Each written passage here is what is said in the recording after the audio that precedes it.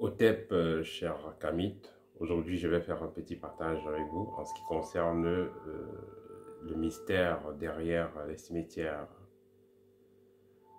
Vous avez déjà certainement entendu parler des esprits ou alors des génies ou des lois telles que Baron Samedi et autres.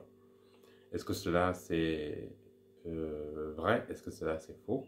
Il faut comprendre que déjà il y a l'équivalent de cela, de cet esprit-là, en langues différentes. Et peu importe le continent où vous êtes, les cimetières ont des règles. Il y a des règles à respecter.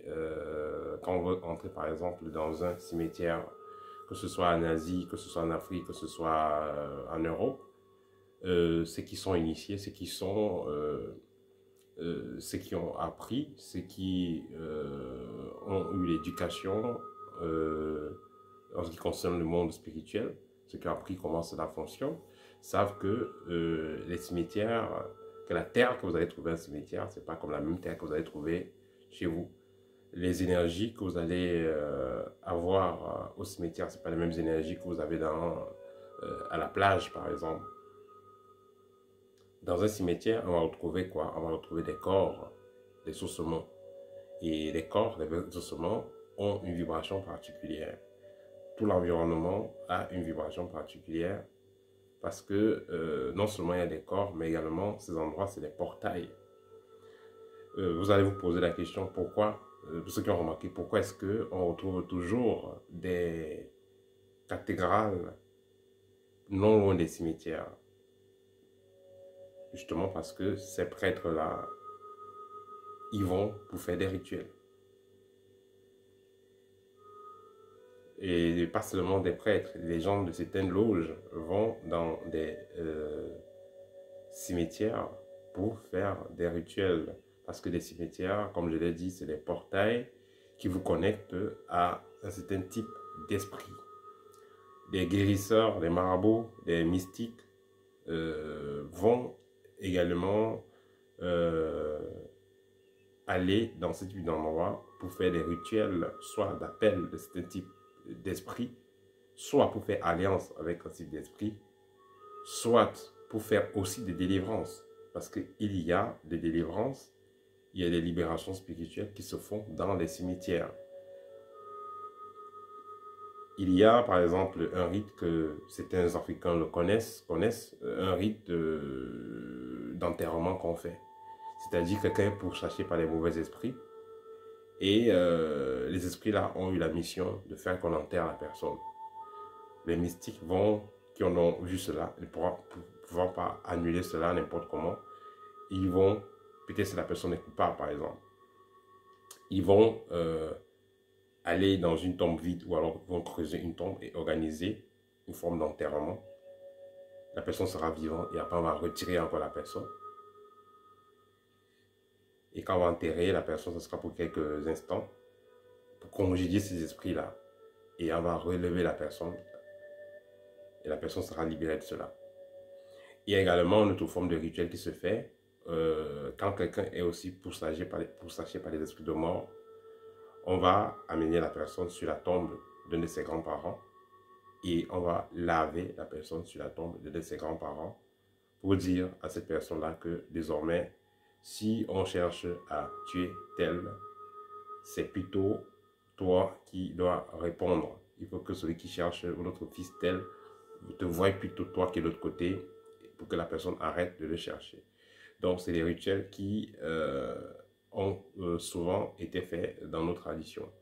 Ben, la question que vous allez vous poser, est-ce que c'est vraiment nécessaire de travailler avec les esprits des morts? Est-ce que c'est vraiment nécessaire d'aller faire ce type d'opération, de rituel de protection avec ce type d'esprit? Moi, je vais vous dire tout simplement que il existe plusieurs méthodes de travail qui auront des énergies encore meilleures. Parce que dans tous les cas, si vous êtes pourchassé par cet type d'esprit,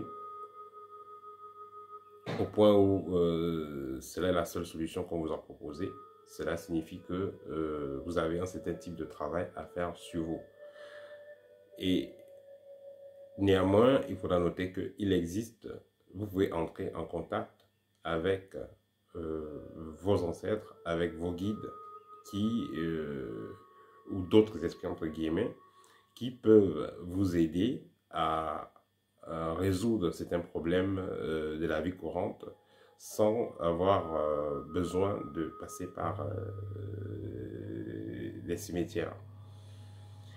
Et aussi, certains esprits que vous allez retrouver dans les cimetières ne sont pas des esprits qui vont forcément vous apporter la paix. Parce que quand vous allez faire un rituel dans un cimetière, que ce soit un marabout qui vous a envoyé ou un maître ou je ne sais pas trop qui vous a envoyé, il y a des scories qui y sont en abondance. Il y a des esprits parasites qui se trouvent dans des cimetières.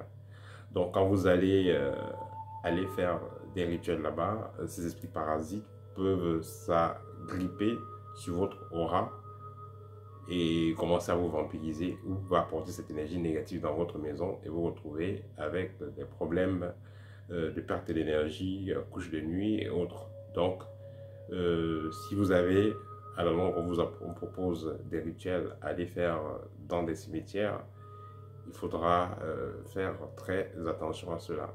Mais c'était vraiment dit, bon, qu'en est-il donc si vous allez faire dans le rituel sur la tombe de votre grand-père ou de votre grand-mère, de protection entre guillemets. Là aussi, ça dépend. Est-ce que celui qui est parti là, est-ce que il est dans la paix? Est-ce qu'il est parti en paix? Il est dans quel état vibratoire?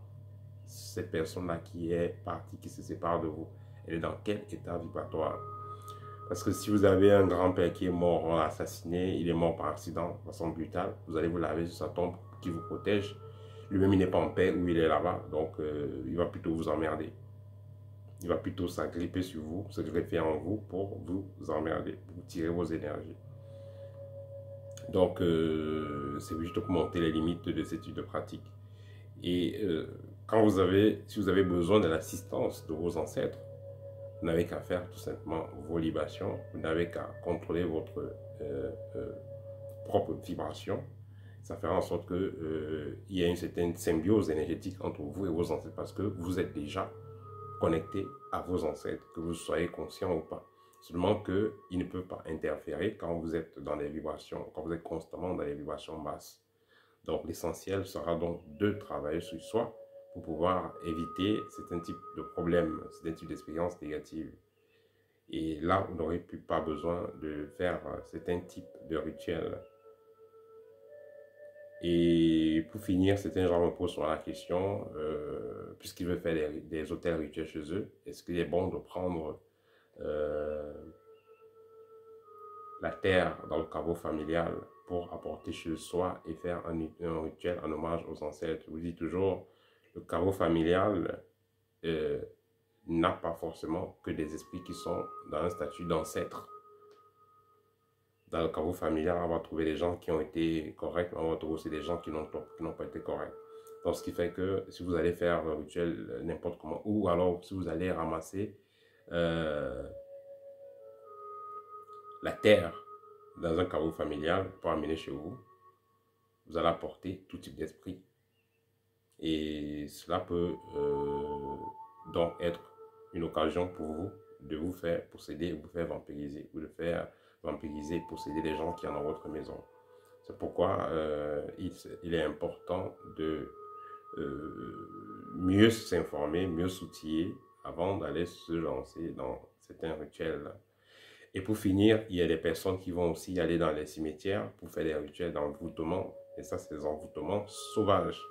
Ils vont aller enterrer des choses avec les statues, avec les photos des gens, les statues faites en forme de personnes, avec le nom des personnes, pour pouvoir les envoûter ou pouvoir bloquer aussi des dossiers, parce qu'il y a un rituel aussi des dossiers, à bloquer les gens qui sont dans un tribunal et tout ça. Il faut aussi aller dans les cimetières faire ce type de rituel.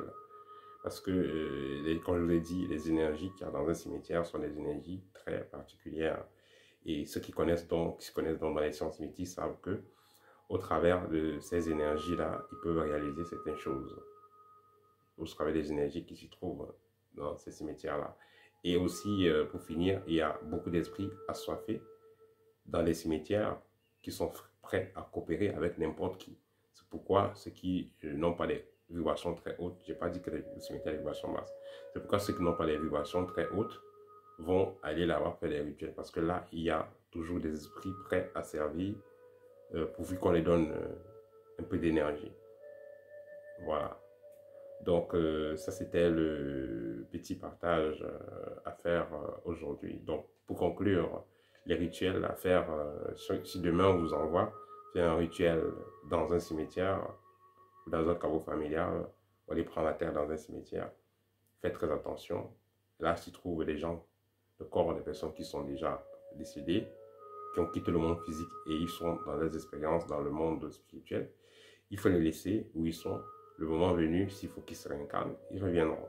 Donc ça ne sert à rien d'aller les déranger n'importe comment et surtout quand on n'est pas préparé à cela. Parce que quand on entre en contact avec une énergie, on garde un peu de cette énergie. Autant mieux entrer en contact avec une énergie constructive que d'entrer une énergie, une énergie que vous ne maîtrisez pas et qui pourra vous créer du tort ensuite.